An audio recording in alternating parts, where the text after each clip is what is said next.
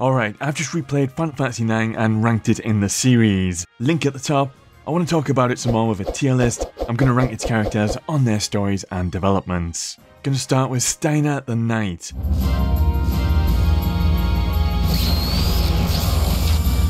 Okay, I'll admit this guy starts out as a pretty obnoxious, stubborn and clumsy knight. He's blindly loyal to his corrupt queen. He sounds terrible, but I really like that Steiner develops as a person. There's a point in the story where you get to hear Steiner's inner thoughts, and he starts to change as a person. He starts thinking for himself and slowly turns on his queen, who's waging war on the innocent. It's frustrating that he's always arguing with Zidane, but by the end there's a complete reversal, and he comes to respect him and even encourages Zidane and Garnet to get together. While Steiner does have his own little romance brewing between him and Beatrix, I like the goofy little segment when you return to Alexandria and Eiko loses her love letter, and it ends up getting passed around, accidentally bringing Steiner and Beatrix together. So Steiner does have his own little story going on as well. And another thing, I love how from the start Steiner respects Vivi and his magic, referring to him as Master Vivi.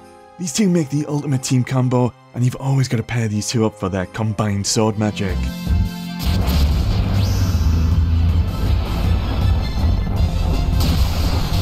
So yeah, Steiner starts out as obnoxious and annoying, but I really like his journey and transformation to the completely different Steiner we get by the end. I'm going to give him a rank.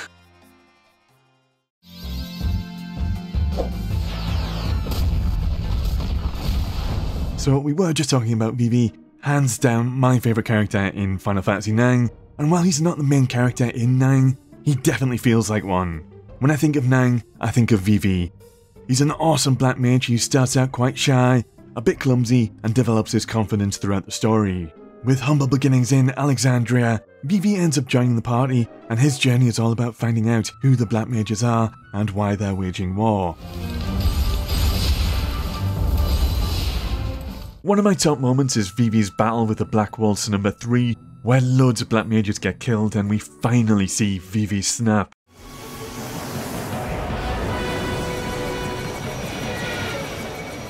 And when we eventually find the hidden Black Mage village, Vivi opens Pandora's box and we find out that the Black Mages have a very limited lifespan. I couldn't help but feel empathetic towards Vivi, with death literally looming over him, and you'll often catch him on the side in deep thought after learning this.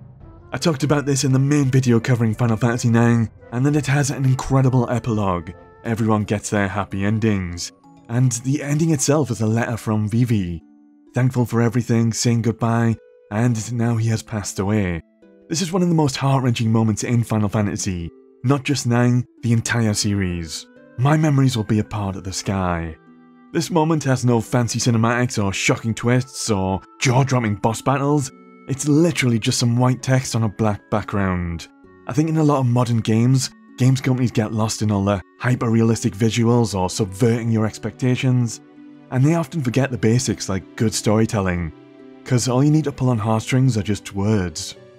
And one last thing I want to say about Vivi, I think there's an interesting parallel. Turns out both Vivi and the antagonist Kuja both find out they have limited lifespans. Kuja acts like a bit of a spoiled brat and wants to take the world with him when he dies, while Vivi continues the journey and in a way conquers death. Because of this, I interpret the main theme of Final Fantasy IX to be mortality and coming to terms with death. My favourite character in IX makes up some of my favourite moments, as well as one of the most heart-wrenching moments in the entire Final Fantasy series. Vivi absolutely deserves S tier. If Vivi's tale resonates with you, consider subbing or liking the video for more Final Fantasy stuff. It's an amazing help. Cover RPGs in all shapes and sizes. You might like my Final Fantasy series where I'm replaying them all and ranking them against each other as I go. Trying to grow the Peter Bytes channel. Thank you. Okay, Freya is an anthropomorphic rat and dragoon. I like Freya. Her whole deal is that she's looking for her lost boyfriend Freya. And when we eventually find him, it turns out Freya has completely forgotten who she is. To be forgotten is worse than death. I can imagine that to be accurate.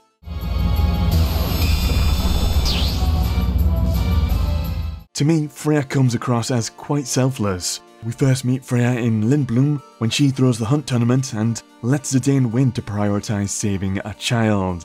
She's a loyal party member that has her share of tragedy. While her home city Bermacea is destroyed by the Black Mages, she declines helping rebuild till she's complete her mission. And when we do save the world and beat Kuja, in the epilogue we can see that Freya and Freya are reunited and beginning to rebuild Bermacea. I like how there's a little bit of tension and rivalry between Freya and Amarant, and they end up working together to tackle the Fire Shrine. Dragoons are one of my favourite jobs in Final Fantasy. Usually have Freya in my main party, especially in endgame and going for Ozma, but I think Steiner has a bit more character development going on.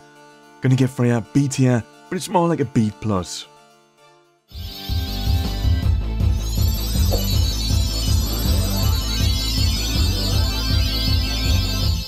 Garnet, White Mage Summoner and Princess of Alexandria, or as Baku puts it, the most babelicious beauty in all of Alexandria.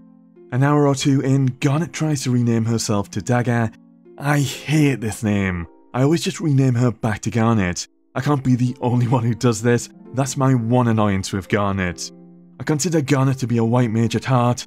Garnet still loves her adopted mother despite the awful things she's done, and I like how when Blanc gets petrified saving her, Garnet pauses her journey and goes out of her way to help find a cure for Blanc. She's empathetic and acts like a white mage. She doesn't feel fit to be queen. And there's the arc with the stress of her mother's death and the damage done to Alexandria. She blames herself and loses her voice, and you feel that in the gameplay when you lose access to her summons. She starts out naive and a bit posh as a sheltered princess, but through her journey she develops to become a worthy queen. She admits that Zidane changes her, and along the way she falls in love with Zidane. My favourite Garnet moment would have to be when she summons Alexander to protect Alexandria and fight Bahamut. Gonna give Garnet A tier.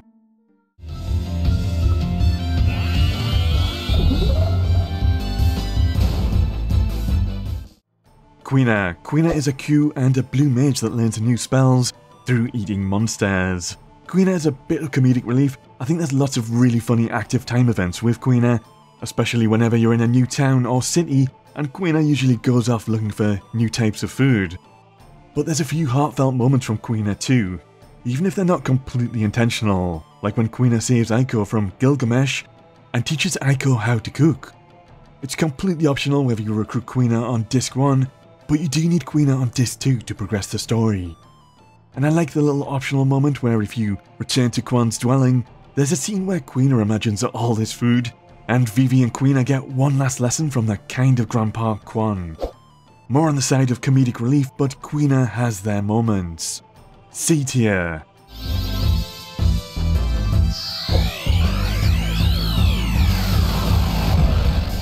Zidane is the thief and main character of Final Fantasy IX. I think he's a solid protagonist. He's all about wanting to help everyone, which is a trait he might have developed after the abuse he faced as a child with being beaten by Baku. He's the kind of character that has an effect on people, influencing them and changing them for the better. We see it throughout the cast. Everyone develops as a character because of Zidane. But he's not written as a perfect, invincible character that can't do anything wrong. It hits pretty hard when Zidane has a breakdown after learning he's a manufactured genome from another planet with no parents, and sent to Gaia as an angel of death to bring about war and death. This is one of my favourite scenes in 9, where everyone comes together and it's their turn to help and save Zidane.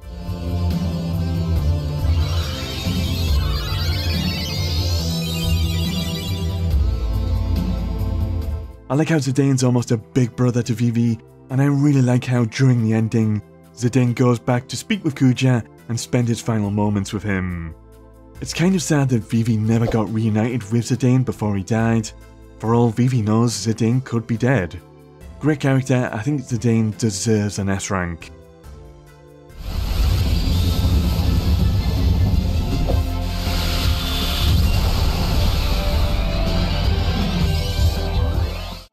Eiko is another white mage and summoner with an actual summoner's horn on their forehead. Her whole deal is that she doesn't want to be alone anymore, and she lives with a group of Mughals in Madain Sari, which was the home of the now extinct summoners. A little bit awkward that this child is trying to hit on and date Zidane, but worth it because Eiko accidentally loses her love letter she wrote for Zidane, and we get the Steiner and Beatrix romance with them thinking the love letter is from each other. My favourite Eiko moment is the reveal that Mog is the Eidolon Medine, and it's a pretty epic moment, Mog going trans and saving Eiko.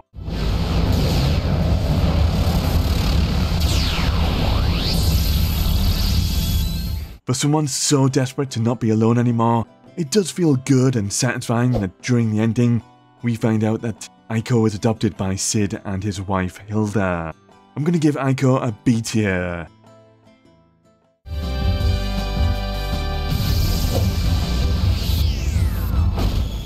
Amarant.